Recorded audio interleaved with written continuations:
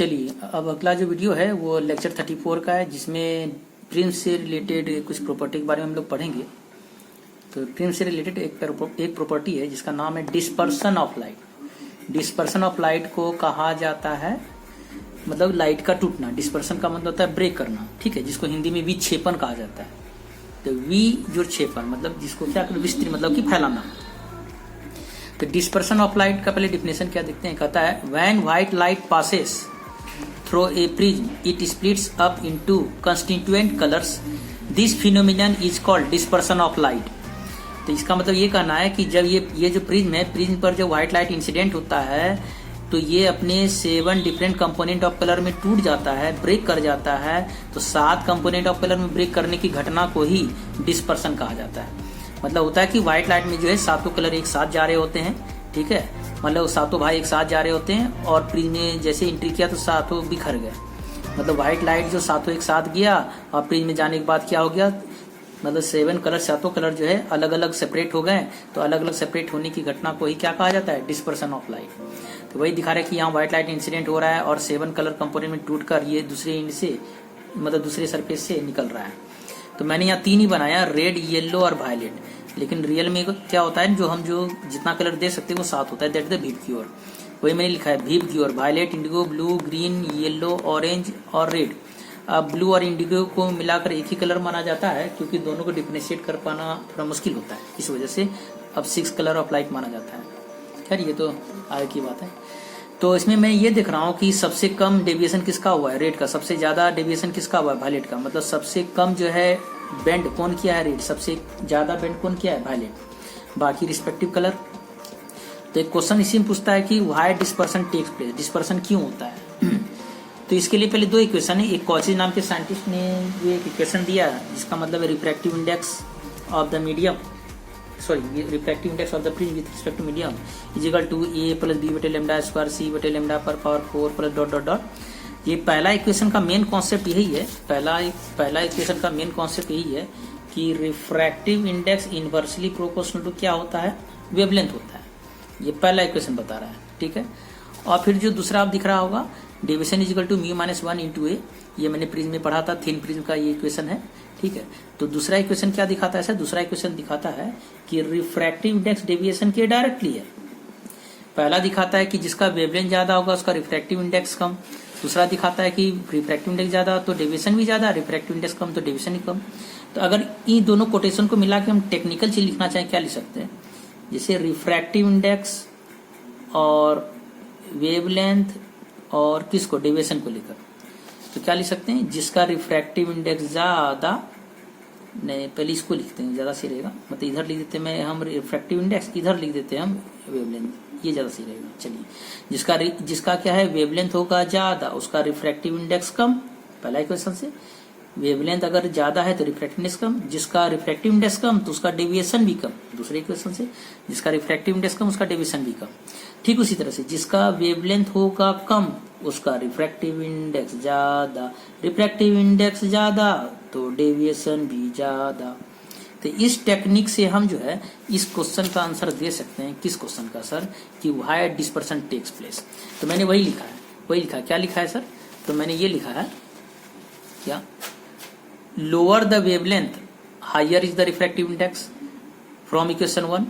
मतलब जिसका वेवलेंथ छोटा रहेगा, सॉरी जिसका वेवलेंथ क्या रहेगा, छोटा रहेगा, उसका रिफ्रैक्टिव इंडेक्स ज्यादा रहेगा। और higher the refractive index greater will be the deviation, और जिसका रिफ्रैक्टिव इंडेक्स ज्यादा रहेगा उसका डेविएशन भी ज्यादा रहेगा from equation 2। And vice versa when wavelength is larger. Vice versa मतलब ठीक उसका उल्टा, क्या कि मतलब जिसका वाइस वर्सा का मतलब क्या हो गया कि जिसका वेवलेंथ अगर ज्यादा होगा तो रिफ्रैक्टिव इंडेक्स कम तो डेविएशन भी कम। तो इस टेक्निक को ध्यान रखेंगे तो हम इसका एक्सप्लेनेशन कर सकते हैं। वही मैंने अगले पैराग्राफ में लिखा है, क्या लिखा है कि red colour have larger wavelength hence it will be least deviated and the wavelength of violet colour is smaller and hence it will be more deviated. This is the cause of dispersion of white light. यही कारण होता है white light का dispersion होना, क्योंकि 7 colour एक साथ जा रहे होते हैं पैरेलल। लेकिन यहाँ जो प्रिज्म से टकराने के बाद क्या होता है कि एक ही प्रिज्म में अलग अलग वेवलेंथ वाले का रिफ्रैक्टिव इंडेक्स अलग अलग हो जाता है, जिसके कारण डेविएशन सबका अलग अलग होता है। इसी कारण जो है 7 कलर डेविएट होते हैं अलग अलग एंगल से, जिसके कारण 7 कलर बाहर हमको स्पेक्ट्रम में मिलते हैं। स्पेक्ट्रम क्या है सर? कंटिन्यूअस पैटर्न जो होगा स्क्रीन पर कलर का, तो उसी को कहेंगे कलर स्पेक्ट्रम। तो कलर का जो पैटर्न रहेगा, कंटिन्यूअस पैटर्न रहेगा स्क्रीन पर, कलर का कंटिन्यूअस पैटर्न रहेगा कलर का जो कंटिन्यूअस पैटर्न रहेगा स्क्रीन पर, उसको कलर स्पेक्ट्रम कहेंगे। तो सातों कलर का बिहेवियर मिलता है। चलिए समझ लिए। अब इससे आगे बढ़े। मैंने लिखा है अगला कलर स्पेक्ट्रम का definition, the arrangement of component of colour of white light on the screen is called colour spectrum. चलिए वही मैंने समझाया था अभी। अब अगला टॉपिक आते हैं, एंगुलर डिस्पर्सन। एंगुलर डिस्पर्सन का मतलब क्या हुआ कि एंगल में डिस्पर्सन किसका? सातों कलर का। जैसे मैंने लिखा है, क्या लिखा है? The difference between the angle of deviation between two extreme ray is called angular dispersion. Angular dispersion का मतलब क्या हुआ कि व्हाइट लाइट जिससे इंसिडेंट हुआ, जैसे ये कौन लाइट? ये व्हाइट लाइट इंसिडेंट हुआ। व्हाइट लाइट इंसिडेंट होने के बाद दूसरे एंड से रे जो निकला, तो रेड और वायलेट के बीच जो एंगल होगा उस एंगल को एंगुलर डिस्पर्सन कहेंगे। मतलब देखिए कि व्हाइट लाइट टकराया, सातों कलर निकल रहा है, तो ये रेड यहाँ है, वायलेट सबसे नीचे है, तो मैंने रेड कलर को भी पीछे बढ़ाया, वायलेट कलर को भी पीछे बढ़ाया, तो दोनों के बीच जो एंगल होगा वही कहलाएगा angular dispersion by the prism. ठीक है, प्रिज्म द्वारा एंगुलर डिस्पर्सन जो क्या होगा, रेड और वायलेट के बीच जो एंगल होगा उस एंगल को एंगुलर डिस्पर्सन कहेंगे। तो प्रश्न उठा सर कि मैथमेटिकली इसको निकालते कैसे हैं? तो पहले यहाँ देखिए मैंने क्या किया, जैसे रे इंसिडेंट किया, ये निकला रेड निकला, येलो निकला, वायलेट निकला, बाकी कलर इसके बीच है। तो मैंने क्या किया, ये इंसिडेंट रे जो है, इंसिडेंट रे को मैंने सीधा बढ़ाया। मतलब कि सीधा करने का मतलब सर, अगर प्रिज्म नहीं रहता तो ये रे सीधा निकल जाता। ठीक है, फिर रेड कलर को मैंने पीछे बढ़ाया, तो इंसिडेंट रे और इमर्जेंट रे के बीच जो एंगल होता है उसी को एंगल ऑफ डेविएशन कहते हैं। तो इंसिडेंट रे यहाँ कौन है? White light. ठीक है, इंसिडेंट रे व्हाइट लाइट है और इमर्जेंट रे जो रेड है, तो रेड कलर और इंसिडेंट रे के बीच जो एंगल क्या हुआ था? Angle of deviation for the red colour. उसी तरह वायलेट कलर और इंसिडेंट रे के बीच जो एंगल होगा वो angle of deviation for violet colour. तो साफ दिख रहा है कि वायलेट का डेविएशन ज्यादा है, रेड का डेविएशन कम है। तो अगर वायलेट के डेविएशन को रेड के डेविएशन से हम क्या कर देंगे? घटा देंगे, तो वही क्या आएगा? एंगुलर डिस्पर्सन अल्फा आएगा sir, that is angular dispersion alpha आएगा। मतलब वायलेट का डेविएशन को रेड कलर के डेविएशन से घटा देंगे तो रेड और वायलेट को पीछे बढ़ाने पर जो अल्फा एंगल बनता है वो अल्फा एंगल निकल आएगा। इसलिए जो है एंगुलर डिस्पर्सन का जो डिफिनेशन में लिखा जा रहा है कि the difference between the angle of deviation between two extreme रे। अब एक्सट्रीम रे का मतलब क्या हुआ? जिस तरह से नदी के दो किनारे होते हैं, जैसे नदी के दो किनारे होते हैं, एक इधर एक्सट्रीम एक इधर एक्सट्रीम, उसी तरह से कलर में भी देखिए, इधर रेड इस किनारे पर है, वायलेट इस किनारे पर, इसलिए रेड और वायलेट को एक्सट्रीम रे कहा जाता है। तो दो एक्सट्रीम रे के बीच जो एंगल होगा उसी एंगल को क्या कहेंगे? Angular dispersion. तो angular dispersion by the prism, तो मैंने वही लिखा कि violet and red colour known as extreme ray. तो जैसे वायलेट के लिए मैंने लिखा क्योंकि डेविएशन बराबर पढ़े, म्यू भी डेविएशन के लिए पढ़े, डेविएशन बराबर क्या पढ़े? Refractive index -1 into A. तो जैसे वायलेट के लिए लिखेंगे तो डेविएशन फॉर वायलेट तो म्यू भी -1 into A, deviation for red लिखेंगे म्यू आर -1 इंटू ए। दोनों का वैल्यू को उठाएंगे, इक्वेशन 1 में बैठाएंगे। इक्वेशन 1 मैंने बैठाया, इक्वेशन 1 में जैसे मैंने बैठाया, इक्वेशन 1 इसमें जैसे बैठाया, देखिए बैठा दिया, म्यू भी -1 into A minus mu R -1 into A. तो ये दोनों से ए कॉमन ले लिया, फिर ये ब्रैकेट तोड़ेंगे तो ये माइनस हो जाएगा, ये प्लस हो जाएगा। तो वही मैंने किया है, तो 1 कट गया, तो mu B minus mu R into A. तो इसका मतलब एंगुलर डिस्पर्सन का एक और फॉर्मूला हो गया, mu B minus mu R into A. Mu B क्या हो गया? रिफ्रैक्टिव इंडेक्स ऑफ वायलेट हो गया, म्यू आर क्या हो गया? रिफ्रैक्टिव इंडेक्स ऑफ रेड हो गया, ए क्या हो गया? एंगल ऑफ द प्रिज्म हो गया। चलिए ये बात भी क्लियर हो गई सर एंगुलर डिस्पर्सन क्या है। तो अब आते हैं डिस्पर्सिव पावर। तो डिस्पर्सिव पावर क्या है? मतलब साफ दिख रहा है कि डिस्पर्स करने का पावर, डिस्पर्स का मतलब छितराना। जैसे मान लें कि दो रे जा रहा है, अगर प्रिंस से पास करने पर जो जितना क्या करे? डेविएट करे। मान ली एक प्रिंस से मैंने भेजा और रेड और कलर के बीच एंगल मान ली 10 डिग्री बना, दूसरे प्रिंस से भेजा तो रेड और वायलेट के बीच मान ली 20 डिग्री बना, एक तीसरे प्रिंस से भेजा मैंने व्हाइट लाइट को तो रेड और वायलेट के बीच मान लेते 40 डिग्री बना। तो मतलब जिस प्रिज्म में व्हाइट लाइट टकराने के बाद रेड और वायलेट के बीच जितना ज्यादा एंगल बनेगा, तो उस प्रिज्म का डिस्पर्स करने का मतलब रेड से वायलेट को दूर करने का पावर उतना ज्यादा बोलेंगे। ठीक है, तो वही डिस्पर्सिव पावर वही होता है कि जब मैं रे को भेज रहा हूँ, मतलब कहने का मतलब पहले ये समझ लें डिफिनेशन से पहले कि अगर मैं ये प्रिज्म लिया हूँ, ठीक है, मान ली पहला प्रिज्म लिया, रे इंसिडेंट किया, टकराया, रेड निकला, वायलेट निकला, और ये रेड है, ये वायलेट है, मैंने इसको पीछे बढ़ाया, इसको पीछे बढ़ाया, एंगल मैंने मान लेते हैं अल्फा जो इसका निकला, मान ली इसका अल्फा 1 निकला 10 डिग्री। उसी तरह से मैंने दूसरे प्रिंस से भी पास कराया व्हाइट लाइट को, और इस तरह से निकला रेड और वायलेट। फिर इसको भी पीछे बढ़ाया और अल्फा मैंने नापा, मान लिया अल्फा 2 आया इसका 20 डिग्री। और मान लिया तीसरे प्रिज्म से भी मैंने व्हाइट लाइट टकराया, और ये रेड और ये वायलेट के बीच, थोड़ा और ज्यादा दिखाते हैं, और थोड़ा और वायलेट के बीच इसको पीछे बढ़ाया, और अल्फा मैंने 3 आया, अल्फा 3 मान लेते आया, मान लेते 30 डिग्री। तो सबसे ज्यादा अल्फा किसमें हुआ? तीसरे वाले प्रिज्म में।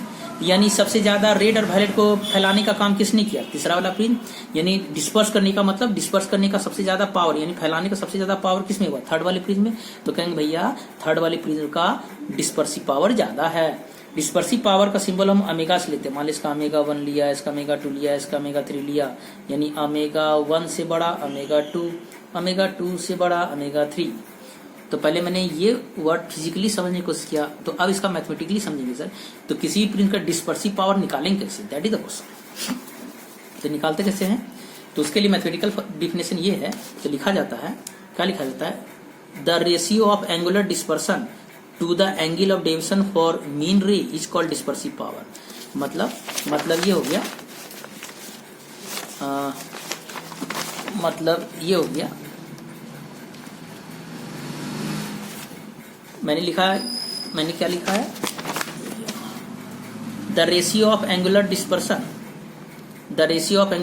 To the angle of deviation for mean ray is called dispersive power. तो मतलब डिस्पर्सिव पावर का सिंबल ओमेगा हो गया, यानी एंगुलर डिस्पर्सन बटे angle of deviation for mean ray. Alpha हो गया angular dispersion by the prism, delta Y हो गया angle of deviation by the mean ray, yellow. यानी येलो कलर को मीन रे कहते हैं, क्योंकि विब्ग्योर में अगर हमसे पूछे कि माध्यमिक किरण कौन है भैया, तो येलो, इसलिए मीन रे लिखा गया। तो angular dispersion by the prism और एंगल डेविएशन फॉर मीन रे के रेशियो को डिस्पर्सिव पावर कहते हैं। That is the mathematical definition. तो ओमेगा जो एंगुलर डिस्पर्सन क्या है? स्केलर क्वांटिटी है, ये यूनिटलेस एंड डायमेंशनलेस क्वांटिटी है, मतलब ये मात्रकहीन एवं विमाहीन अदिश भौतिक राशि है। मतलब ना ही इसका कोई यूनिट होता है, ना का डायमेंशन होता है। ठीक है, फिर देखें कि आखिर सर अगर ना यूनिट होता है ना डायमेंशन होता है, तो हम कैसे समझेंगे कि ओमेगा का वैल्यू है? तो उससे हम कैसे समझेंगे कि ये डिस्पर्स क्या कर रहा है, कितना कर रहा है? वो आगे देखेंगे, पहले और थोड़ा आगे बढ़े। तो जैसे अल्फा का मैंने फॉर्मूला निकाला था, डेल्टा भी माइनस डेल्टा आर। फिर अल्फा को मैंने एक और कॉलम तोड़ा था, mu B minus mu R into ए। फिर डेविएशन का लिखा था म्यू माइनस 1 इंटू ए, तो येलो का लिखा है mu Y minus 1 into A. तो अल्फा का ये वैल्यू और डेल्टा का ये वैल्यू, ये दोनों को उठाएंगे, इक्वेशन 1 में बैठाएंगे। तो मैंने जो बैठाया, क्या मैंने पाया?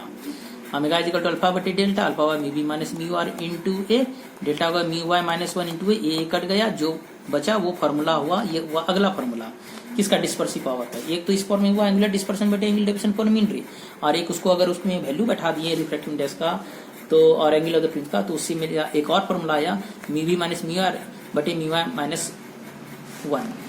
तो जहाँ क्या म्यू वाई क्या है? Refractive index of yellow colour, mu B क्या है? Refractive index of violet colour, mu R क्या है? Refractive index of red colour.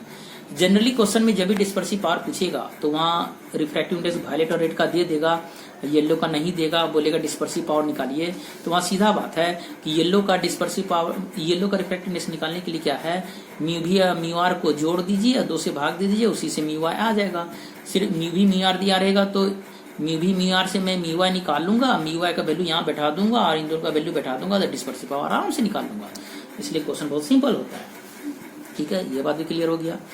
तो अब मैं इसको समझाने की कोशिश कर रहा हूँ कि ओमेगा का वैल्यू अगर ना यूनिट होता है ना डायमेंशन सिर्फ दिया रहेगा तो हम कैसे समझेंगे, क्या समझेंगे? जैसे नोट, जैसे फॉर्मूलाज है, नोट में मैंने समझाया, मतलब कि अगर ओमेगा क्या होता है? ओमेगा तो बोले अल्फा बटे डेल्टा। अगर डेविएशन येलो कलर का कितना हो? 1 डिग्री, तो मैं लिखाऊंगा अल्फा बटे 1 डिग्री हुआ तो 1, मतलब मैंने लिखा अगर डेविएशन येलो कलर का 1 डिग्री हुआ तो इसका 1 लिखा, तो बराबर क्या बचा? अल्फा।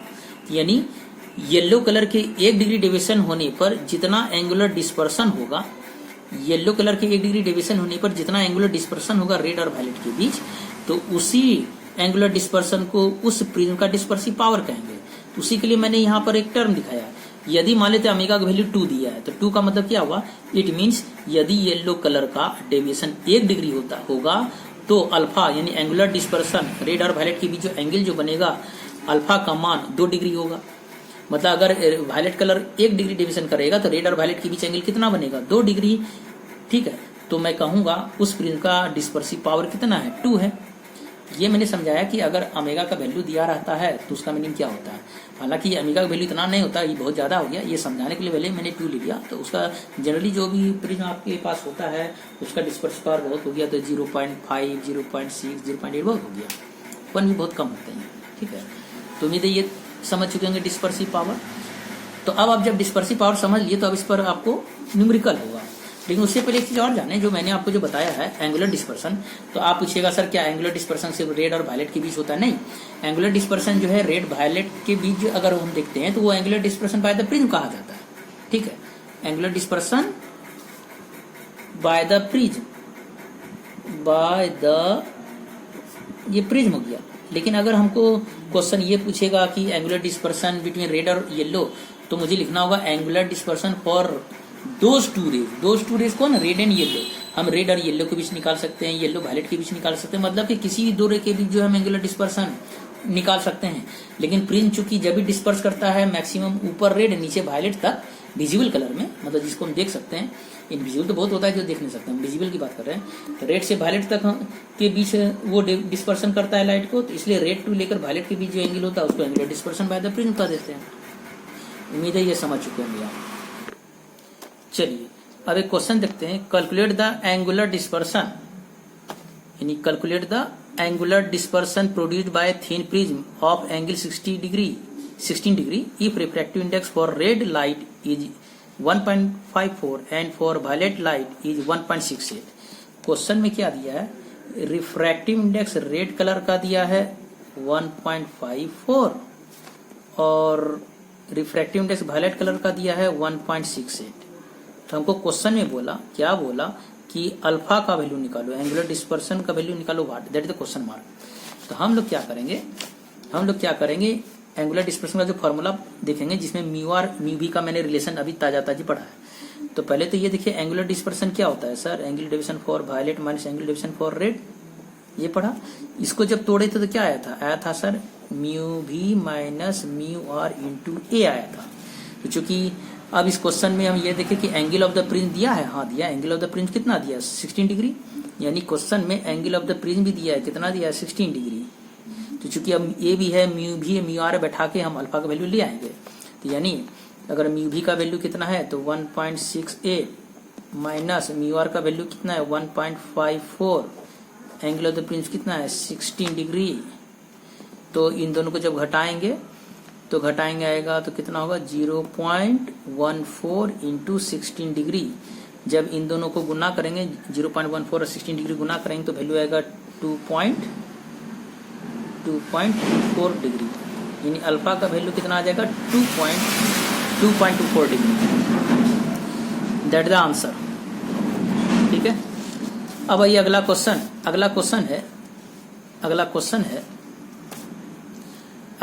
है calculate the dispersive power of crown glass prism if refractive index of red and violet colours for crown glass are respectively 1.52 and 1.64। हमको बोला है कि डिस्पर्सिव पावर निकालने किसका, क्राउन ग्लास। अब ये क्राउन ग्लास क्या होता है, यानी क्राउन ग्लास का प्रिज्म ऐसा होता है जिसमें कैल्शियम और सोडियम का कंपोजिशन होता है सिलिका ऑक्साइड के साथ।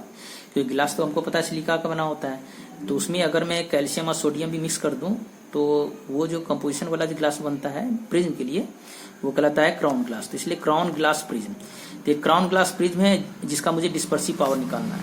तो यानी आंसर में हमें निकालना क्या है, हमें निकालना डिस्पर्सिव पावर यानी ओमेगा निकालना है। Question mark.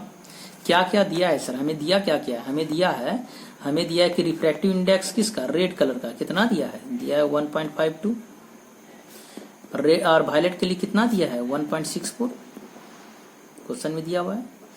साफ लिख रहा है if refractive index of red and violet colours for crown glass are respectively का मतलब था क्रमशः, मतलब रेड के लिए इतना वायलेट के लिए इतना।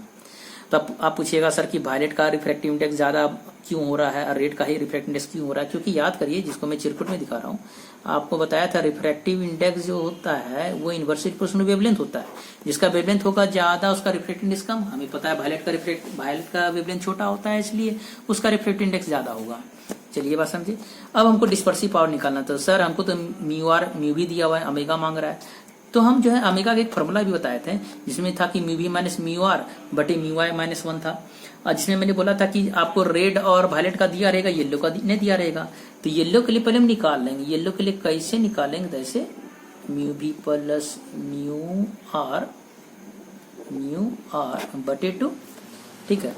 तो म्यू भी का वैल्यू कितना है 1.64, म्यू आर का वैल्यू कितना है 1.52 बटे 2, इन दोनों को जोड़ के भाग देंगे तो कितना आएगा, इन दोनों को जब जोड़ देंगे तो कितना 4 2 6 6 5 11 1 2 1 3 बटे 2 भाग देंगे तो कितना होगा सर, भाग देंगे तो 1.58 इतना आ जाएगा। हाँ, येलो कलर का जो है येलो कलर का जो है रिफ्रैक्टिव इंडेक्स आ जाएगा 1.58। जब ये आ गया तो अब हम फॉर्मूला बैठा के निकाल सकते हैं। कैसे, क्योंकि हमने पढ़ा है कि डिस्पर्सिव पावर बराबर फॉर्मूला पढ़ा है mu B minus mu R बटे mu Y minus 1 is equal to, mu B मेरा कितना है 1.64, म्यू आर मेरा कितना है, आर का मतलब रेड मेरा कितना है 1.52 बटे म्यू आई मेरा कितना है 1.58 माइनस 1, घटाएंगे हम तो 4 में से 2 गया 2, 6 में से 5 गया तो 1, 0 और ये होगा 0.58। तो अब मैं इन दोनों को जब भाग दूंगा, क्योंकि 4 में से 2 जाएगा 2 और सिर्फ, हाँ ठीक है, और अगर मैं इनको भाग दूंगा तो भाग देंगे तो कितना आएगा सर, इतना आएगा 0.206, यानी ओमेगा का वैल्यू आया सर 0.206। तो इसका मतलब क्या बताता है, इसका मतलब बताता है कि अगर येलो कलर का डेविएशन 1 डिग्री होगा तो रेड और वायलेट के बीच जो एंगल होगा यानी अल्फा होगा वो 0.26 डिग्री का होगा। That dispersive power, that is the answer. उम्मीद है यहाँ तक समझ चुके होंगे। अगले क्लास में हम लोग प्रिंस से रिलेटेड अगला क्वेश्चन करेंगे या टॉपिक भी करेंगे। धन्यवाद।